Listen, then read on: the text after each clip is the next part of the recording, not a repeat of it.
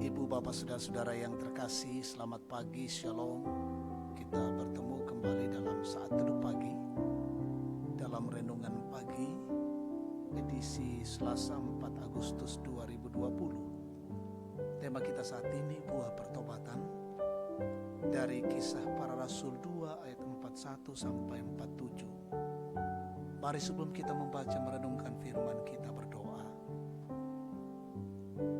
Dimuliakan namamu ya Tuhan di pagi ini. Engkau berkenan atas kehidupan kami.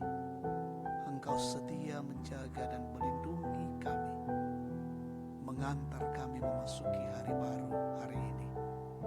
Kami menyambut dengan sukacita dan bersyukur pada Allah. Kami akan mendengarkan firman Tuhan sebagai dasar dan penuntun hidup kami menjalani kehidupan hari ini. Kiranya Roh Kudus menolong kami, memperlengkapi kami. Kami mengerti dan memahami firman Allah, dan kami sungguh-sungguh menjadikan hidup ini pelaku firman-Mu.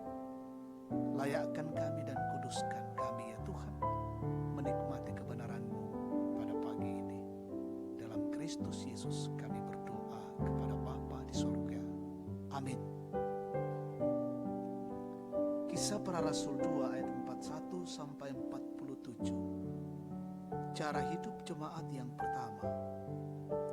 Orang-orang yang menerima perkataannya itu memberi diri dibaptis, dan pada hari itu jumlah mereka bertambah kira-kira 3.000 jiwa. Mereka bertekun dalam pengajaran rasul-rasul dan dalam persekutuan, dan mereka selalu berkumpul untuk memecahkan roti dan berdoa. Maka ketakutanlah mereka semua, sedang rasul-rasul itu mengadakan banyak mujizat dan tanda. Dan semua orang yang telah menjadi percaya tetap bersatu, dan segala kepunyaan mereka adalah kepunyaan bersama. Dan selalu ada dari mereka yang menjual harta miliknya, lalu membagi-bagikannya kepada semua orang sesuai dengan keperluan masing-masing. Dengan bertekun dan dengan sehati mereka berkumpul tiap-tiap hari dalam bait Allah. Mereka memecahkan roti di rumah masing-masing secara bergilir dan makan bersama-sama dengan gembira dan dengan tulus hati sambil memuji Allah. Dan mereka disukai semua orang, dan tiap-tiap hari Tuhan menambah jumlah mereka dengan orang yang diselamatkan. Amin. Buah pertobatan, buan napeng katobaran. Jemaat yang Tuhan kasihi, dari buahnya lah tanaman itu bisa dikenal. Dan karena dikenal, maka orang bisa memberi penjelasan tentang apa dan bagaimana buah tersebut. Semua orang yang menerima khotbah Petrus kemudian memberi diri untuk dibaptis. Wujud nyata dari iman mereka kepada Yesus dinampakkan melalui cara hidup mereka yang selalu bertekun dalam pengajaran rasul-rasul, selalu berkumpul memecahkan roti dan berdoa, sambil membagi berkat, berkumpul dalam bait Allah setiap hari, selalu berbagi secara bergilir dalam suasana gembira dan dalam ketulusan hati. Inilah tanda menerima dan percaya kepada Yesus. Dan ada nilai dan dampak yang terjadi atas kehidupan umatnya. Hidup adalah cinta, dan cinta itu adalah upaya mengasihi Dia yang terwujud melalui cinta kepada sesama, yang selalu membagi berkat dan sukacita. Apa yang dilakukan oleh para petobat-petobat ini menghasilkan dampak, yakni mereka disukai semua orang, dan itu adalah tanda pertumbuhan yang sangat baik.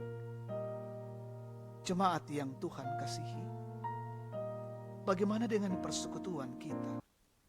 Apakah persekutuan kita sudah berdampak positif seperti gereja mula-mula, yakni disukai dan dirindukan oleh banyak orang? Ingat bahwa kehidupan bergereja yang hanya sekedar datang, duduk, diam, dengar, tidaklah cukup, tetapi kita diberi ruang untuk terus berbagi dengan saudara seiman yang mengalami musibah dan terlebih membawa dampak yang baik bagi masyarakat. Itulah arti kehadiran persekutuan di tengah-tengah masyarakat. Jadilah pribadi yang terus membangun kehidupan baru dalam Kristus, agar buah kehadiran kita berdampak terhadap orang lain. Roh Kudus kiranya terus memampukan kita untuk berbuat baik.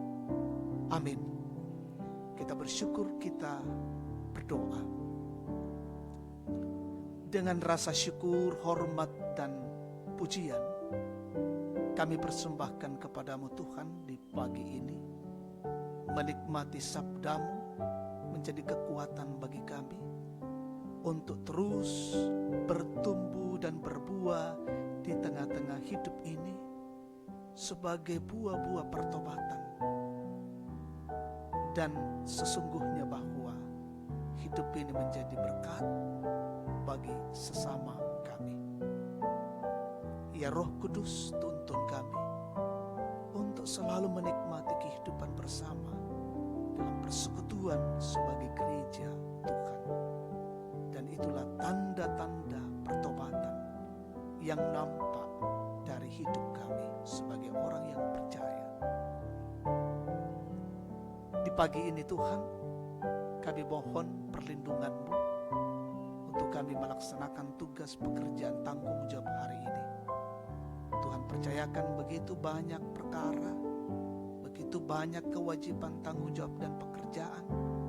Perlengkapi kami dengan kasih-Mu, dengan kekuatan dan hikmat-Mu. Seluruh keluarga kami hari ini Tuhan jaga dan lindungi. Anak-anak kami, cucu-cucu segenap keluarga. Mereka belajar dari rumah, berikan hikmat, tambahkan kecerdasan bagi mereka. Bersyukur dengan jemaat yang berulang tahun hari ini. Sempurnakan sukacita mereka ulang tahun, kelahiran, pernikahan. Sukacita sembuh dari sakit, sukacita mendapatkan berkat-berkat baru dari Allah. Bila semuanya itu kami hayati sebagai bentuk cinta kasih Tuhan bagi kami.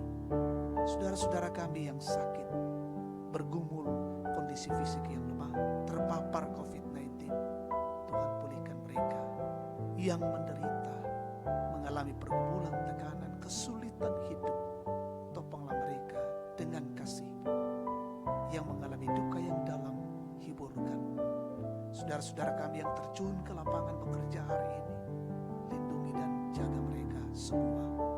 Pemimpin pemerintah kami Tuhan berkati, beri hikmat kearifan, terus menjalankan roda kepemimpinan dengan baik di negara ini, dan boleh diberikan kemampuan memikirkan bagaimana keluar dari pandemi COVID-19. Ya Bapa di dalam sorga, berkatilah kami hari ini dalam berbagai kesibukan kami. Dalam nama Tuhan Yesus kami datang berdoa dan bersyukur. Amin. Demikian saat teduh kita pagi ini, Tuhan memberkati.